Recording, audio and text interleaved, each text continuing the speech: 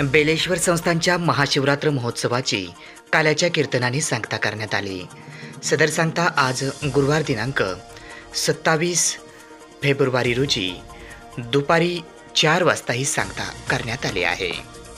बीड तालुक्यातील बेलगाव येथील श्री क्षेत्र बेलेश्वर संस्थानमार्फत महाशिवरात्र महोत्सव प्रीत्यर्थ दरवर्षीप्रमाणे याही वर्षी मोठ्या उत्साहामध्ये गुरुवर्य महंत मठाधिपती महादेव भारती महाराज आणि मठाधिपती शांतीब्रह्म तुकाराम भारती महाराज यांच्या मार्गदर्शनामध्ये सुरू असलेल्या अखंड हरिनाम सप्ताह व ग्रंथराज ज्ञानेश्वरी पारायण सोहळा हा महाशिवरात्री महोत्सवाच्या सोहळ्याची आज गुरुवारी सांगता करण्यात आली।